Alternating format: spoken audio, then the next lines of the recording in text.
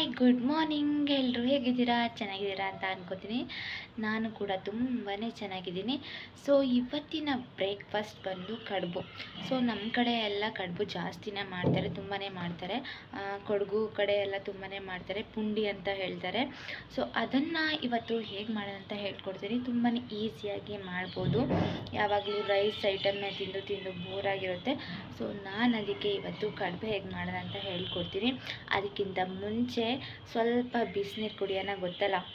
ಆಮೇಲೆ ಸ್ವಲ್ಪ dry fruits ತಿಂದು ಮತ್ತು ಅಂಗಡಿಗೆ ಹೋಗಿ ಹಾಲು ತಗೊಬಂದು ಆಮೇಲೆ ನಾನು ಬ್ರೇಕ್ಫಾಸ್ಟಿಗೆ ರೆಡಿ ಮಾಡಬೇಕು. ಆವಾಗ ನಿಮಗೆ ಹೇಳ್ಕೊಡ್ತೀನಿ ನಾನು. ಓಕೆ ಬನ್ನಿ. ನೀರು ನೆನೆ ನಾನು ಕುದಿಸಿಡಿದ್ದೆ. ಇವಾಗ ಸ್ವಲ್ಪ ಬಿಸಿ ಮಾಡಿದರೆ ಸಾಕು, ತುಂಬ ಬಿಸಿನೂ ಕುಡಿಯೋಕ್ಕಾಗೋದಿಲ್ಲ.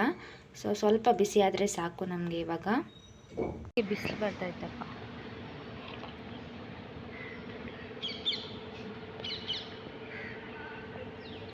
ನೋಡಿ 7:30 ಆದರೂ ಬಿಸಿಲೇ ಇಲ್ಲ ನೋಡಿ. ಇಷ್ಟೊತ್ತಿಗೆಲ್ಲ ತುಂಬ ಬಿಸಿಲಿರ್ತಿತ್ತು, ಇವಾಗ ಬಿಸಿಲೇ ಇಲ್ಲ.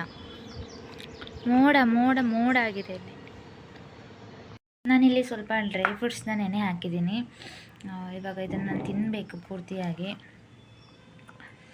ನೋಡಿ, ವಾಲ್ನಟ್, ಬಾದಾಮಿ, ದ್ರಾಕ್ಷಿ, ಡೇಟ್ಸ್ ಎಲ್ಲ ಇದೆ ನೋಡಿ. ಇವಿಷ್ಟು ತಿಂದು ಮತ್ತೆ ಇವಾಗ ಅಡುಗೆ ಸ್ಟಾರ್ಟ್ ಮಾಡೋದೆ. ಇವಾಗ ಅಂಗಡಿಗೆ ಹೋಗಿ ಹಾಲು ತಗೋ ಬಂದೆ ಇವಾಗ. ಸೊ ಬನ್ನಿ, ಇವಾಗ ನಾನು ನಿಮಗೆ ಕಡುಬು ಹೇಗೆ ಮಾಡೋದಂತ ಹೇಳ್ಕೊಡ್ತೀನಿ. ಮೊದಲಿಗೆ ನೋಡಿ, ಇಲ್ಲಿ ಈ ಥರ ಒಂದು ಅಗಲ ಇರುವಂಥ ಒಂದು ಪಾತ್ರೆನ ತಗೋಬೇಕು. ಯಾಕಂದರೆ ನಾವು ತಿರುಗಿಸ್ಬೇಕಲ್ವ, ಅದಕ್ಕೋಸ್ಕರ ಒಂದು ಅಗಲ ಇರುವಂತಹ ಒಂದು ಪಾತ್ರೆನ ತಗೋಬೇಕು. ಈ ಕಪ್ಪಲ್ಲಿ ನಾನು 2 ಲೋಟದಷ್ಟು ನೀರನ್ನ ಹಾಕೋತಾ ಇದ್ದೀನಿ.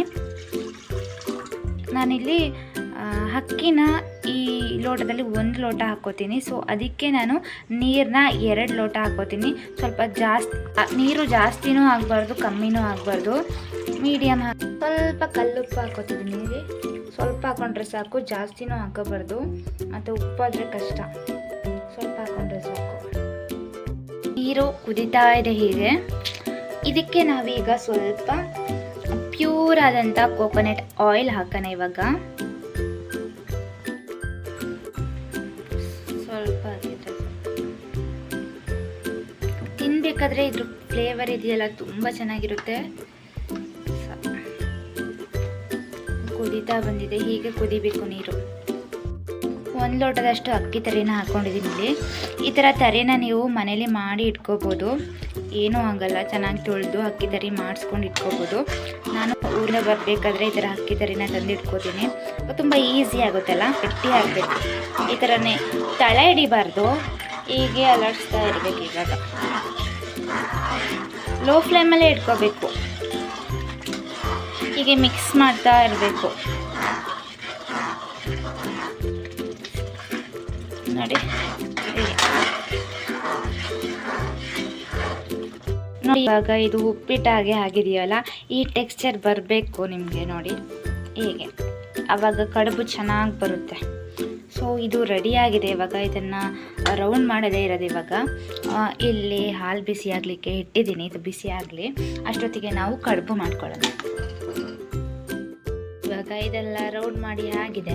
ಇಡ್ಲಿ ಪಾತ್ರೆ ಇರುತ್ತಲ್ಲ, ಇಡ್ಲಿ ಪಾತ್ರೆಗೆ ಸ್ವಲ್ಪ ನೀರು ಹಾಕಿ ಕೆಳಗೆ ಈ ಥರ ರೌಂಡ್ ಮಾಡಿ ಇಟ್ಟು ಇದನ್ನು 15 ನಿಮಿಷ ಬೇಯಿಸಬೇಕು. ನೋಡಿ, ಇದು 15 ನಿಮಿಷ ಈಗ ಬೇಯಲಿ, ಆಯಿತಾ. ಇಲ್ಲಿ ಹಾಲು ಕುದೀತಾ ಇದೆ. ಈ ಸ್ವಲ್ಪ ಒಂದು 5 ನಿಮಿಷ ಕುದಿಲಿ ಹೀಗೆ, ಇಲ್ಲಾಂದರೆ ಸಂಜೆ ಆಗೋತ್ತಿಗೆ ಇದು ಹಾಳಾಗೋಗ್ತದೆ ಹಾಲು. ಇವಾಗ ತಾನೇ ಫ್ರೆಶ್ ಅಪ್ ಆಗಿ ಬಂದೆ. ಇವಾಗ ಕಡುಬೆಲ್ಲ ರೆಡಿ ಆಗಿದೆ. ಸೊ ಅದನ್ನು ಹೇಗಿದೆ ಅಂತ ನಿಮಗೆ ತೋರಿಸ್ತೀನಿ, ಬನ್ನಿ. ನಾನು ಸ್ವಲ್ಪ ತಿಂದಿದ್ದಾನೆ. ಸೊ ನೋಡಿ ಎಷ್ಟು ಚೆನ್ನಾಗಿದೆ ಅಂತ, ಎಷ್ಟು ಪುಡಿ ಪುಡಿ ಉದ್ರಾಗಿ ಬಂದಿದೆ ಅಂತ ನೋಡಿ. ತುಂಬ ಚೆನ್ನಾಗಿರುತ್ತೆ ಚಿಕನ್ ಸಾಂಬಾರ್ ಜೊತೆ, ಮತ್ತು ವೆಜ್ಜಿಗೂ ಅಷ್ಟೇ, ನಾನ್ ವೆಜ್ಜಿಗೂ ಅಷ್ಟೇ ತುಂಬ ಚೆನ್ನಾಗಿರುತ್ತೆ. ನೋಡಿ ಹೇಗಾಗಿದೆ ಅಂತ.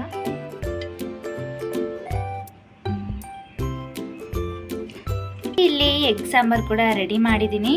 ಸೊ ಇದ್ರ ಜೊತೆ ಕಡುಬು ತಿಂತಾ ಇದ್ರೆ ವಾವ್, ಎಷ್ಟು ಸೂಪರ್ ಆಗಿರುತ್ತೆ ಗೊತ್ತಾ. ನೀವು ಒಮ್ಮೆ ಹೀಗೆ ಮನೇಲಿ ಮಾಡಿ ನೋಡಿ. ಓಕೆ, ಇವಾಗ ತಿನ್ನುವ. ವಾವ್, ತುಂಬ ಅಂದರೆ ತುಂಬಾ ಚೆನ್ನಾಗಿದೆ. ಸೊ ಇದು ನಾನ್ ವೆಜ್ಗಂತೂ ಹೇಳಿ ಮಾಡಿಸಿದ್ದು ಅಂತಲೇ ಹೇಳ್ಬೋದು. ಕಡುಬು ನನ್ನ ಫೇವ್ರೆಟ್ ಇದು. ಸೊ ನಮ್ಮ ಕಡೆಗೆಲ್ಲ ಹೋದರೆ ಇದನ್ನೇ ಜಾಸ್ತಿ ಮಾಡೋದು. ನಾನ್ ವೆಜ್ಜಿಗೂ ಅಷ್ಟೇ ವೆಜ್ಜಿಗೂ ಅಷ್ಟೇ ಚೆನ್ನಾಗಿರುತ್ತೆ. ಸೊ ನೀವು ಒಮ್ಮೆ ಮನೆ ಟ್ರೈ ಮಾಡಿ ನೋಡಿ, ಖಂಡಿತ ಹೇಗಿದೆ ಅಂತ ನನಗೆ ಕಮೆಂಟ್ ಮಾಡಿ ಹೇಳಿ. ಅದೇ ನನ್ನ ಚಾನಲ್ ನಿಮಗೆ ಇಷ್ಟ ಆಗಿರೋ ಲೈಕ್ ಮಾಡಿ, ಕಮೆಂಟ್ ಮಾಡಿ, ಸಬ್ಸ್ಕ್ರೈಬ್ ಮಾಡಿ. Thank you. ಮತ್ತೆ ಸಿಗ್ತೀನಿ. Take care. ಬಾಯ್.